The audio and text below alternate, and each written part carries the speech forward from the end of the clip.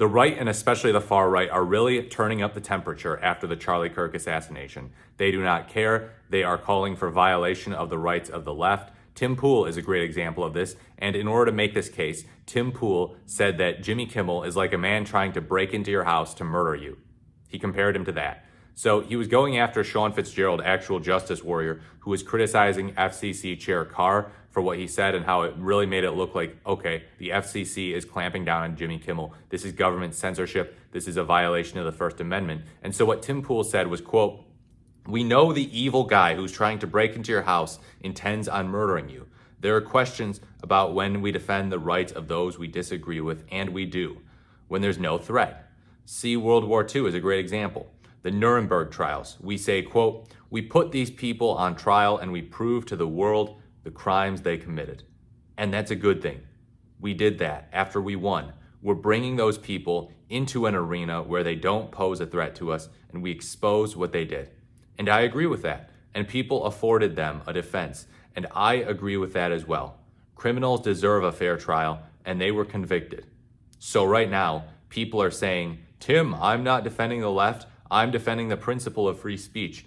Indeed, and at the Nuremberg trials, they had lawyers provided them with a defense. The goal was the overarching principle of a right to a fair trial. Okay, so he's suggesting, oh yeah, no, you actually are defending the left. You're not defending their rights.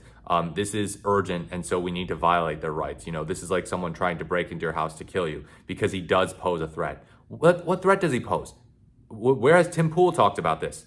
Jimmy Kimmel, I mean, if he poses a threat, if you think he poses a threat, then why do you keep arguing he was irrelevant? Why do you keep arguing, oh, he was losing viewership because he was so boring and dumb and such a pathetic loser? Why do you keep arguing that? That's pretty hypocritical, don't you think? JD Vance made a tweet about that saying, Jimmy Kimmel is unfunny and lame and he was losing massive viewership, and also it's not a threat to free speech. So they're simultaneously trying to pretend Jimmy Kimmel's irrelevant. And by the way, I don't really watch Jimmy Kimmel. So, you know, really, if he had said something super inflammatory, I would have known about it. It would have been up in the news and I would have covered it.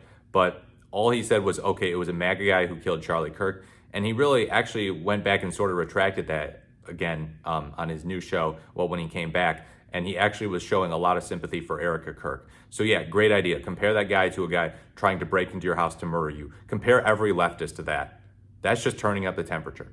And they don't care. They want to do that. But they want the left to sit there and be like, oh, we need to feel really bad about this. Oh, we need to admit that the killer was a leftist, even though there's no evidence he was part of a leftist group. He was confirmed not to be a registered Democrat, and he's basically actually most likely a groyper.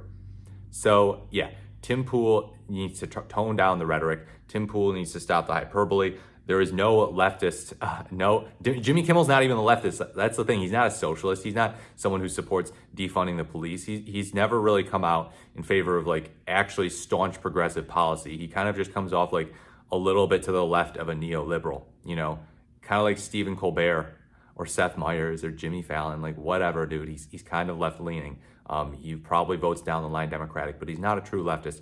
But Tim Pool is like, this guy's gonna break into your house and try to murder you, and he poses a threat. So we can respect his rights when he no longer poses a threat.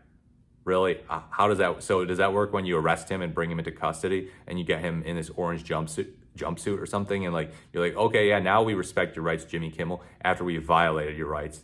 Really? So yeah, credit to Sean Fitzgerald for accurately pointing out that FCC Chair Carr was a buffoon on this one. Tim Pool, you got this wrong. You need to stop pretending you're not far right, because you are. Let me know what you think in the comments below. Please like, comment, or subscribe to the channel.